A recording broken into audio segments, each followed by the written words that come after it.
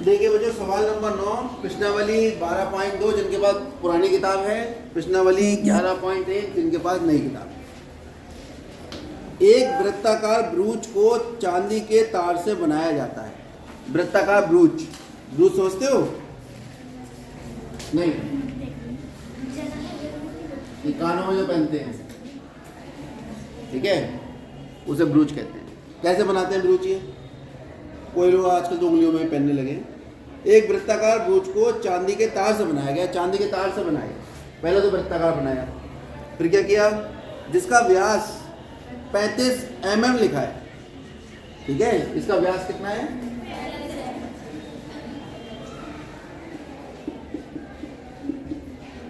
ब्रूच का व्यास है 35 mm मतलब मिलीमीटर। तो त्रिज्या कितनी हो जाएगी? आर का तो ये हो गई 35/2 क्योंकि त्रिज्या होती है व्यास की आधी।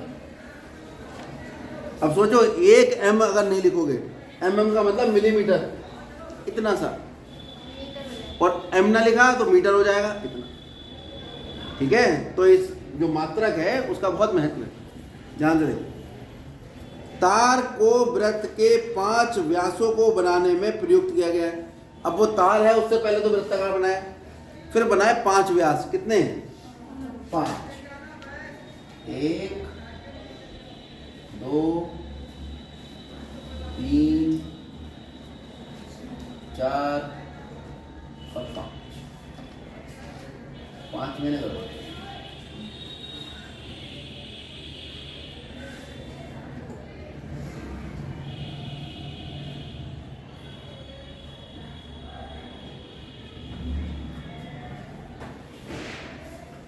ये सब वृत्त के केंद्र से होकर जाएंगे क्योंकि व्यास तो हमेशा कहां से होकर जाता है? ये 5 व्यास थे, ठीक है। पहला ये वाला है, पहला, ये दूसरा, ये तीसरा, ये चौथा और ये 5वां। जैसे इसे छठा कहेंगे तो पहला वाला ही, ठीक। 5 व्यास हमारे हैं जो उसे 10 बराबर त्रिज्याखंड में विभाजित करते हैं। कितने त्रिज्याखंड में? वो भी त्रिज्याखंड कैसे? बराबर। देखो, एक त्रिज्याखंड ये है, 1 2 3 4 5 6 8 9, और ये सब आपस में कैसे हैं? बराबर। बराबर का क्या मतलब है भाई? चाप और त्रिज्या के बीच के घिरे क्षेत्र को त्रिज्याखंड कहते हैं। तो अगर त्रिज्याखंड बराबर है तो बराबर का मतलब है कि जो केंद्र पे कोण बना है वो सारे कोण सबके लिए बराबर होंगे। जो इसके लिए है वो इसके लिए है। माना या एक त्रिज्याखंड का केंद्रीय कोण, एक त्रिज्याखंड का केंद्रीय कोण कितना आएगा? पहले ये बताओ कि पूरे थीटा पूरा कितना था? 360। कितने भागों में बटा? 10। तो 360 कितने भागों में बट रहा है? 10 भागों में। तो कोण कितना निकल आया? 36 डिग्री। एक त्रिज्याखंड का जो कोण निकल कर आया है वो कितने डिग्री निकल कर आया है? 36। ये सब बराबर बनने चाहिए थे, थोड़ा सा इधर उधर हो गया है, ध्यान देना। आप लोग बराबर ही बनाना ना, कोशिश करना, मतलब बिल्कुल परफेक्टली बनाना तो बड़ा मुश्किल है। कोशिश कर लेना कि लगभग सब ये बराबर ही है, जैसा कि चित्र में दिखाया गया है, ठीक है। चित्र में आप देख ही रहे हैं। कुल वांछित चांदी के तार की लंबाई ज्ञात कीजिए। नंबर 1, कितना तार चांदी का इसे बनाने में लगा? एक तो उसकी लंबाई ज्ञात करेंगे। एक बार बताओ, चांदी का तार कहाँ कहाँ लगा, पहले ये बताओ। एक तो लगा इसकी परिधि को बनाने में। वृत्त की परिधि कितनी थी, कल कितनी बताई थी? 2πr। कितनी थी वृत्त की परिधि? यहीं से करते हैं शुरुआत। पहले वृत्त की परिधि निकालें। वृत्त की परिधि होती है 2π। तो 2 गुणा पाई का मान और r का मान, ये मिलीमीटर में था इसलिए ये भी मिलीमीटर में आएगा। 7 पंजे 35, और ये 2 से ये 11 बार कटा, और 5 दूनी 10, कितना आ गया? 110 mm। ये वृत्त की परिधि निकल।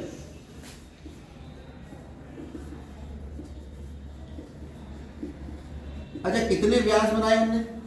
तार और कहाँ लगा? तार लगा इन व्यासों में, ठीक है। कितने व्यास बनाए उसने? 5। एक व्यास कितना लंबा है? तो 5 व्यास कितने लंबे होंगे? 5 गुणा 35। तो पहला आंसर तो हमने निकाल दिया। कुल वांछित चांदी के तार की लंबाई, कुल वांछित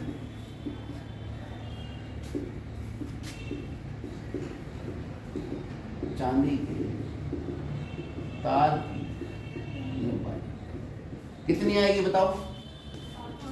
पहला तार तो लगा वृत्त की परिधि में, वृत्त की परिधि को मैंने पहले निकाल के रख लिया अलग, प्लस 5 गुणा व्यास।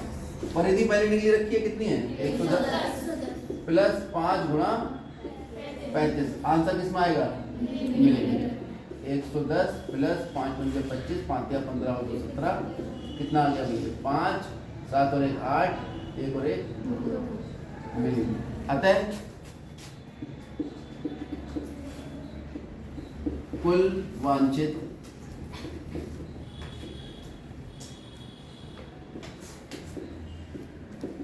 चांदी के तार की लंबाई, ये कहलाता है स्टेटमेंट। ठीक है, ये नहीं लिखते हैं तो नंबर कट जाते हैं।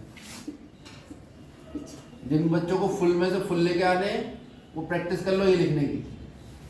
जैसे हम x मानते हैं, किसी वाला माना ये x है और x बराबर निकाल के छोड़ देते, लास्ट में लिखते ही नहीं कि x से माना था। लिखना पड़ता है, जो सवाल में पूछा होता है उसके अकॉर्डिंग आपको उत्तर देना होता है। इसका 1 नंबर होता है एग्जाम में। अब क्या पूछा अगला इसने, ब्रूज के प्रत्येक त्रिज्यखंड का क्षेत्र। क्या मतलब है इस बात का, कितने त्रिज्यखंड थे, कितने थे 10। इन 10 में से प्रत्येक का क्षेत्रफल बराबर होगा, क्योंकि उसने पहले कहा है कि सारे क्षेत्रफल कैसे हैं आपस में बराबर। और त्रिज्यखंड के क्षेत्रफल का सूत्र क्या है, तो सेकंड वाला जो पार्ट है, ब्रूज के प्रत्येक त्रिज्यखंड का क्षेत्र वो आ जाएगा पाई आर स्क्वायर थीटा बटे सी। पाई का मान हम जानते हैं सब, आर का मान 35 बटे 2 का मान, ये कितना है 36 बटे 360, तो 22 बटे 7 गुना 35 बटे 2 गुना 35 बटे 2 गुना 1 बटा 10, क्योंकि ये 10वां घंटा है। 7 पंजे 35। ठीक है, और 2 से कितनी बार कटा 11 बार। कितना आ गया भैया 5 से कर लो इसे, 11 पंजे 55 और 11 तिया 33 और 5 38 गुणा 5 बटे 20, 5 पंजे 25, 5 अट्ठे 40 और 2 40, 5 पंजे 25, 5 अट्ठे 40, 2 42, 5 तिया 15 और 4 19 बटा 20। तो आ जाएगा 192.5 बटे 2, 2 × 18, 2 छिक्का 12, 2 दूनी 4, 2 पंजे 30। अब इसका मात्रक क्या आएगा मिलीमीटर। कितनी आएगा वर्ग मिलीमीटर, क्योंकि ये क्या निकाला हमने क्षेत्रफल। याद रखो जिस फार्मूले में घात 2 होगी, जिस भी फार्मूले में घात 2 होगी, एक वेरिएबल होगा घात 2 होगी, उसमें हमेशा आंसर वर्ग में ही आएगा। ठीक है, यहाँ पे घात 1 थी इसलिए मिलीमीटर में, ये हो जाएगा मिलीमीटर स्क्वायर। अतः स्टेटमेंट लिख देंगे, अतः प्रत्येक ब्रूज का क्षेत्रफल कितना है 96.25 मिलीमीटर स्क्वायर। चलिए आगे बढ़ते हैं, अगला सवाल।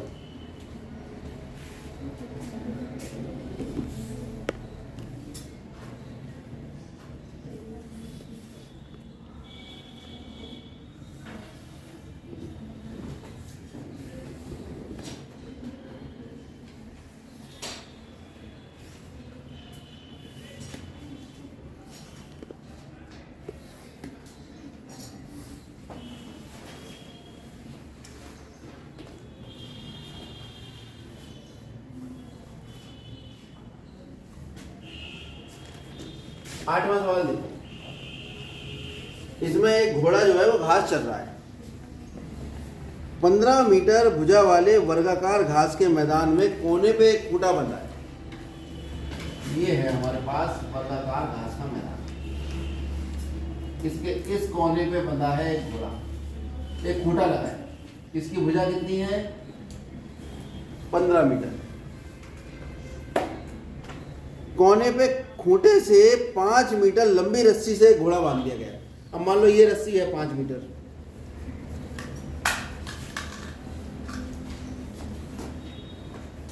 ये है 5 मीटर रस्सी, दूसरी चीज छोटा हो, ये मान लो 5 मीटर की रस्सी है। तो अगर घोड़ा घास चलेगा तो इतना ही तो जा पाएगा जितनी रस्सी है। बात समझ में आ रही है? ये मान लो 5 मिनट इतने तो चल पाएगा। तो इसका मतलब घोड़ा जो चल पाएगा वो इस तरह से तो खा पाएगा, मैक्सिमम यहाँ तक जा पाएगा 5 मीटर। और अगर पूरे 5 मीटर पे जाएगा, घास के मैदान के बाहर भी आएगा, तो किसका निर्माण करेगा? एक। लेकिन घास के मैदान के अंदर जो घास का कोना है वो तो केंद्र का काम करेगा। तो कितने क्षेत्र में चलेगा वो घोड़ा? कितने क्षेत्र में तो चल पाएगा? ये क्या है? त्रिज्या खंड। त्रिज्या कितनी है इसकी? जितनी भी उसकी लंबाई थी रस्सी की। और केंद्रीय कोण कितना है? क्योंकि वर्गाकार कह दिया, वर्ग के चारों कोण कितने होते हैं? जब चारों कोण 90 होते हैं तो ये वाला कोण भी 90 होगा। खूंटा भी यही बंधा है। इतना तो जानते हो ना, गाय भैंस खूंटे से बांध दो तो रस्सी को पूरा तान के भी अगर वो मैक्सिमम चल पाएगा तो एक व्रत ही बना पाएगा। पूरे व्रत में यहीं पे आके व्रत खत्म हो गया उसका, इसलिए डॉटेड से बनाया मैंने। घास के मैदान के अंदर ही अंदर वो एक त्रिज्या खंड में चल पाएगा, जिस त्रिज्या खंड का केंद्र वर्गाकार खेत के केंद्र का कोना होगा, और उस त्रिज्या खंड की जो त्रिज्या है वो घोड़े की जो रस्सी बंधी है उसकी लंबाई। दिमाग में बात आ गई? तो त्रिज्या खंड का क्षेत्रफल हम जानते हैं, थीटा का मान कितना होगा? आर का मान कितना होगा? और फॉर्मूला हम मान लगाएंगे, उत्तर आ जाएगा। क्लियर है? तो पहला पार्ट आप देखिए, इतना ही कह रहा है खाली कि 15 मीटर वाले भुजा के वर्गाकार घास के मैदान पर एक कोने पर लगे खूंटे से एक घोड़ा 5 मीटर लंबी रस्सी से बांध दिया गया है। और पहले पार्ट में क्या पूछा है? मैदान के उस भाग का क्षेत्रफल जहां घोड़ा घास चढ़ सकता है। पहला पार्ट, मैदान का भाग जिस पर घोड़ा घास चलेगा एक किसके आकार का है? त्रिज्या खंड होगा, जिसकी त्रिज्या कितनी होगी? 5 मीटर, तथा केंद्रीय कोण थीटा कितना होगा? 90। कोई दिक्कत? मैदान में 2 मात्राएं, एक है 2 है। तो आप निकालिए पहला पार्ट, त्रिज्या खंड के क्षेत्रफल का सूत्र। भाई गणित में तो त्रिज्या खंड है ना, और व्यवहारिक रूप से क्या है? घास का मैदान। तो पहले त्रिज्या खंड का क्षेत्रफल निकाल लो, बाद में कह देंगे घास के मैदान का आ गया, जितने एरिया में घास चल ले रहा है घोड़ा। अब पता लगा, इस पर ध्यान देंगे कि घोड़े द्वारा घास का चरा गया क्षेत्रफल बराबर इतना लिखेंगे, तब तक हम भूल जाएंगे हमें क्या करना है। चित्र में हमने समझ लिया बहुत अच्छे से कि त्रिज्या खंड का क्षेत्रफल ही वो क्षेत्रफल है जिस क्षेत्रफल में घोड़ा घास चढ़ सकता है। क्योंकि इस कोने पे बंधा है, 5 मीटर की रस्सी है, तो गोल गोल कितना ही घूम सकता है, जितनी 5 मीटर त्रिज्या में घूम पाएगा। और ये कोण 90 डिग्री, थीटा 90, त्रिज्या 5। त्रिज्या खंड का क्षेत्रफल आप निकाल लीजिए, कितना आएगा? पाई आर स्क्वायर थीटा बटा 360 दे रखा है। अरे तो 22/7 दिया होगा, तो 3.14 है। पाई का मान जब दे रखा हो तो पाई का मान ही लगाएंगे। सबसे ऊपर ये लिखो पहले, 3.14 गुणा 5 गुणा 90 बटे 360, 5 का स्क्वायर 4, 3.14 गुणा 25 बटे 4 गुणा कर लीजिए। 25 चौका 100, 25 से कम 25 और 10 35, 25 3 75 और 3 78। 25 चौका 100, 25 एकम 25 और 10 35, 25 दिया 75 और 2 के बाद 4 से कर लो भाग, 4 एकम 4 कितना आ रहा है 19.625 centimetre square, metre square, kilometre square कितना आएगा मीटर स्क्वायर, क्योंकि त्रिज्या किसमें दी है मीटर। आगे चरे जा सकने वाले क्षेत्रफल में वृद्धि। यदि घोड़े की 5 मीटर रस्सी की जगह रस्सी कितनी कर दी 10 मतलब जो घोड़े की रस्सी 5 मीटर थी उसे बढ़ा के रस्सी को 10 मीटर कर दिया, यहाँ पहुंचा दिया घोड़े को 10 मीटर में पहुंचा दिया, ये 10 मीटर ये 5 मीटर। जब 10 मीटर पे घोड़ा पहुंच गया अब घोड़ा इतना चढ़ सकता है, क्यों ये पूरा चढ़ सकता है। ये भी एक त्रिज्या खंडी है जिसकी त्रिज्या बदल गई है 10 मीटर और केंद्रीय कोण उतना ही रहा। अब उसने पूछा क्या है चरे जा सकने वाले क्षेत्रफल में वृद्धि आपको ज्ञात करनी है। यदि घोड़ा 5 मीटर लंबी की जगह रस्सी की जगह 10 मीटर लंबी रस्सी से बांध दिया जाए। सेकंड पॉइंट, तो चरे जा सकने वाले क्षेत्रफल में वृद्धि, ये लैंग्वेज समझ में आ गई। क्या है भाई पूरे इस वृत्तखंड में से ये वाला वृत्तखंड का क्षेत्रफल घटा दो, इस वृत्तखंड का क्षेत्रफल कितना आएगा पाई आर की जगह कितना आएगा 10 गुणा 90 बटे माइनस पाई और ये छोटे वाला त्रिज्यखंड का क्षेत्रफल निकालने के लिए 5 स्क्वायर गुणा 90 बटा 360। ये वाली बात समझ में आ गई। अरे समझ आया चरे जा सकने वाले क्षेत्रफल में वृद्धि है ये वाली। अब क्या करेंगे हम पूरे त्रिज्यखंड में से आप चाहो तो कुछ बच्चे अलग अलग में निकाल सकते हैं। इस बार पहले बड़े वाला क्षेत्रफल निकाल लो, छोटे का निकाल ही रखा है, बड़े वाले में छोटा वाला क्षेत्रफल माइनस करो, नहीं तो ये तरीका बहुत बढ़िया रहता है।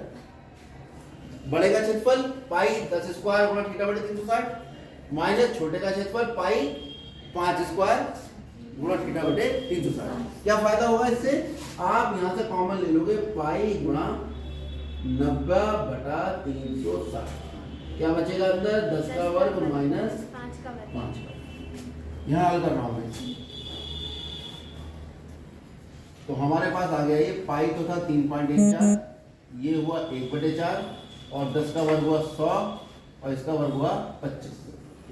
3.14 गुणा 1/4 गुणा 75, 75 की इससे गुणा करो 4 से भाग करो, जो भी आएगा वही आपका मिलीमीटर स्क्वायर में उत्तर है। आप लोग करिए इसे, अभी सबका आंसर चेक करेंगे।